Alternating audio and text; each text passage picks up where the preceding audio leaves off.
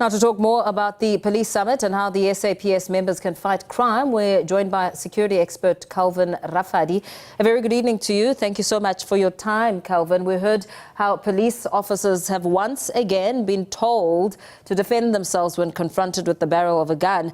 I mean, that, of course, is just some of the remarks that have come out of the first ever policing summit. What did you make of some of the other deliberations?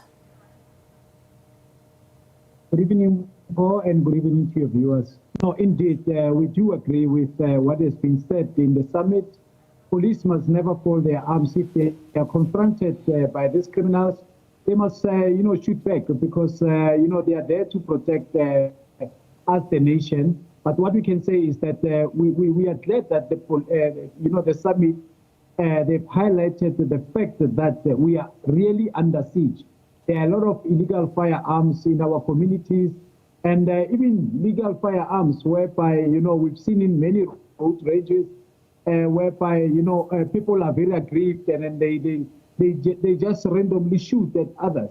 So, but indeed, police should defend themselves.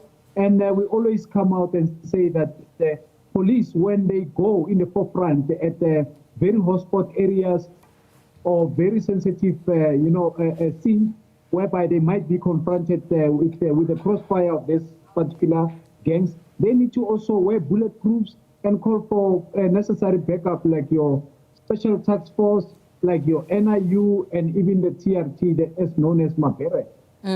As you make mention of that, we heard President Cyril Ramaphosa speaking about the importance of law enforcement agencies collaborating to ensure that the tide of crime is indeed won. And that in itself, speaks about how perhaps the loopholes come because the ecosystem doesn't seem to be working well when it comes to collaboration. What stands out for you?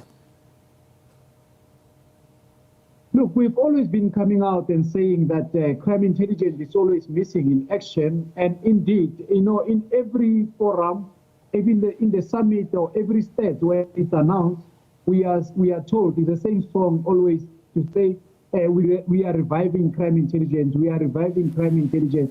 But as long as we don't have a proactive crime intelligence, we'll always deal with the aftermath of, horrible crime scenes that have taken place.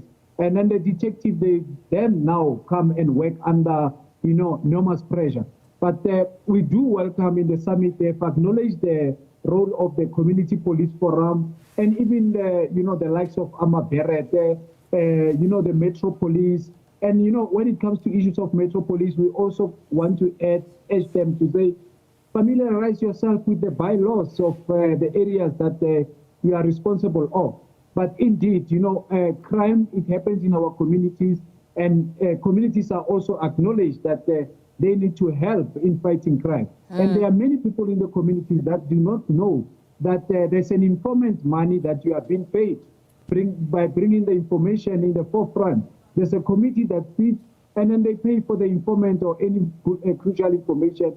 So we hope that in the 3 days, that will also be announced, and let us fight crime together. What do you make of the role of technology? A lot was spoken to on that topic and how it can help fight crime. And as you touch on the CPF matter, we know a lot was also spoken to around the community-driven approach to fighting crime. On the back of what we saw, a tragedy in Soshanguve where patrollers who were killed during a violent confrontation with a group of suspected criminals. No, definitely. Technology is most welcome, in fighting crime. And even in other areas where there's less lighting, we need Apollo lights, we need enough lights, because they've already been identified as hotspots. Same like the area that you just spoke of, Soshanguve, that area. It's a hotspot, even including Juke Lane and some of the areas around. So let us have enough lighting, let us have technology, and issues of drones, if they need to be deployed, let them be deployed. E-panic button, for that matter, they need to be deployed in those areas. But also the CPF, they need to be absorbed in the structure whereby they are also given weapons, to guard the communities and to also look after themselves.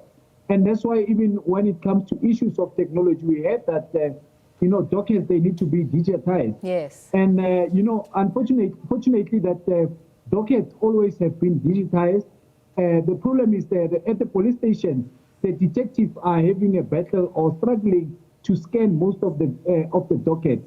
Apparently, SITA, some of these scanners, they haven't, are not yet connected, and they need to, to come on board, connect some of these scanners, and the docket is to be, digitized in that format by being scanned. And it will, also, combat the issue of corruption within some of the dockets that are getting lost. Yes, because we heard today that missing dockets will now be a thing of the past, and I suppose, raising that they have always been digitized, but there are problems when it comes to scanning. Really an eye raiser that, as we look and hear of how many people have come forward to say that the docket is missing, and that itself impacts the outcome of the crime. Yes, most certainly it does. It does. And not only at the police stations or at the detective level, dockets go missing. We always hear from our communities on the ground that even at courts, there's so-called brown envelopes. And we all know that brown envelopes, they are talking about something under the table that, the case can go away.